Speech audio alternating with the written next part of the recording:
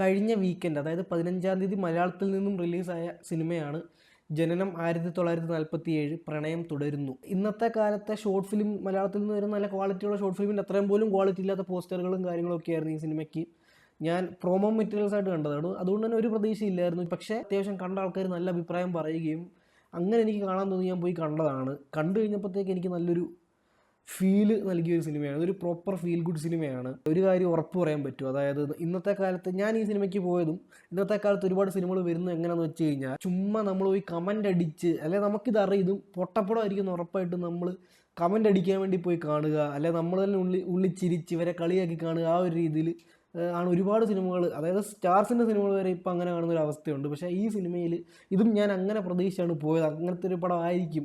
കുറച്ച് പേര് നല്ല അഭിപ്രായം പറയുമെങ്കിൽ പോലും എനിക്ക് മിക്കവാറും വർക്കാവില്ല, അങ്ങനത്തെ ഒരു സാധനമായിരിക്കും എന്നാണ്. പക്ഷേ എനിക്കെന്നല്ല, ഇത് കാണുന്ന ഒരാൾക്ക് പോലും അത് ഞാൻ ഗ്യാരണ്ടി തരും, ഒരാൾക്ക് പോലും ഈ സിനിമയുടെ ഒരു ഭാഗത്ത് പോലും, അതായത് ഒരു ഒറ്റ ഭാഗത്ത് പോലും നമുക്ക് കളിയാക്കി, അതായത് നമ്മൾ ഫ്രണ്ട്സൊക്കെ ആയിട്ട് പോയി കഴിഞ്ഞാൽ കളിയാക്കി കമൻ്റ് അടിച്ച് അങ്ങനെ കാണാൻ പറ്റത്തില്ല. അഭിജിത്ത് അശോകനാണ് ഈ സിനിമ സംവിധാനം ചെയ്തിട്ടുള്ളത്. അദ്ദേഹത്തിൻ്റെ ആദ്യത്തെ സിനിമയാണോ അത് ഇതിനു മുൻപ് ഇത്തരത്തിലുള്ള സിനിമകൾ, അതായത് ചെറിയ സിനിമകൾ ചെയ്തിട്ടുണ്ടോ എന്ന് എനിക്കറിയില്ല. നല്ല കമൻറ്റബിൾ ജോബാണ്.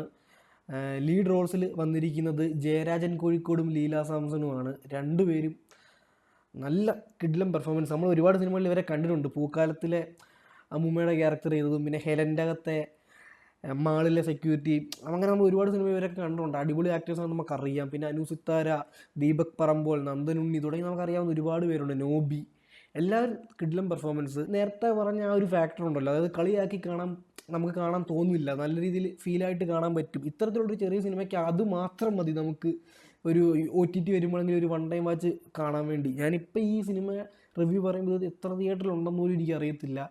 മിക്കവാറും OTT വരുമ്പോഴായിരിക്കും. അപ്പോൾ അതിനുവേണ്ടിയാണ് ഞാൻ ചെയ്യുന്നത്. ഇപ്പോൾ OTT വന്നു കഴിഞ്ഞാൽ നിങ്ങൾക്ക് ഒന്ന് കണ്ടു നോക്കാൻ പറ്റുന്നൊരു സിനിമയാണിത്. ഇത് 3 ഭാഗങ്ങളായിട്ടാണ്. ആദ്യത്തെ ഒരു 30 മിനിറ്റാകുമ്പോൾ ഇതിൽ ജനനം 1947 പ്രണയം തുടങ്ങുന്നു എന്ന് കാണിക്കുന്നുണ്ട്. ആ ഒരു തുടങ്ങുന്നു പോർഷൻ, ആദ്യത്തെ ഒരു 30 മിനിറ്റ് ഈ സിനിമ എനിക്ക് ഏറ്റവും ഇഷ്ടപ്പെട്ട ഭാഗം അതാണ്. അത് കഴിഞ്ഞിട്ട് ഇടയ്ക്ക് വെച്ച് ജനനം 1947 പ്രണയം തുടരും ഇൻ്റർവെൽ ഭാഗത്തായിട്ട് കാണിക്കുന്നുണ്ട്.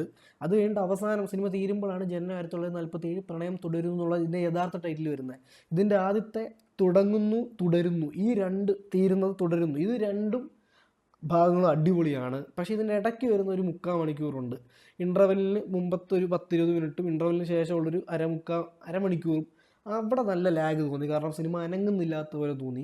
ഇത് ബേസിക്കലി ഒരു ഷോർട്ട് ഫിലിം കൺസെപ്റ്റാണ്. ഞാൻ പറഞ്ഞ ആദ്യത്തെ ഒരു അരമണിക്കൂർ തീർക്കാവുന്ന പരിപാടിയേ ഉള്ളൂ. കാരണം ഇതിൻ്റെ അവസാനം എന്താണെന്ന് നമുക്ക് തുടക്കം കാണുമ്പോൾ ഏത് കൊച്ചു കുഞ്ഞിന് വരെ മനസ്സിലാവും. അതും ഈ ആദ്യത്തെ അരമണിക്കൂറാണ് തീർക്കാവുന്നേ ഉള്ളൂ. അപ്പോൾ ആ ഭാഗമൊക്കെ കിടുവാണ്. പക്ഷേ അത് കഴിഞ്ഞിട്ട് ഈ അവസാനത്തെ ആ ഭാഗത്തൊക്കെ എത്തിക്കാൻ വേണ്ടി ഈ നടുക്കത്തെ ഭാഗം പക്ഷേ ഒരു സിനിമയുടെ ഡ്യൂറേഷൻ വേണമല്ലോ, അതുകൊണ്ട് കുറേ കിടന്ന് എഴയുന്ന പോലെ തോന്നി. അതൊരു പ്രശ്നമാണ്. നമ്മൾ ഇത്തരത്തിലുള്ള കൊച്ചു സിനിമ നല്ലതെന്ന് പറഞ്ഞാൽ പോലും അതിലെ പ്രശ്നങ്ങൾ തോന്നിയത് പറയണമല്ലോ, അതുകൊണ്ട് പറഞ്ഞതാണ്. അതൊരു വലിയ പ്രശ്നമായിട്ട് തോന്നി. പക്ഷേ ഞാൻ പറഞ്ഞില്ല, ഇത് തിയേറ്ററിൽ കാണണം അങ്ങനെയൊന്നും ഞാൻ പറയുന്നില്ല, കാരണം നമുക്ക് അങ്ങനെ കാണാൻ പറ്റിയൊരു പടമല്ല. പക്ഷേ ഒരു തവണ നമ്മുടെ വാച്ച് അർഹിക്കുന്നൊരു സിനിമയാണിത്. അതുകൊണ്ട് തന്നെ OTT വരുമോ എന്ന് എനിക്കറിയില്ല. വന്നു കഴിഞ്ഞാൽ ഒന്ന് കണ്ടു നോക്കുക. അല്ല ഇപ്പം നിങ്ങളടുത്തുള്ള തിയേറ്ററിലുണ്ടെങ്കിൽ സമയവും പൈസയും ഉണ്ടെങ്കിൽ പിന്നെ വേറെ സിനിമകളൊന്നും ഇല്ല.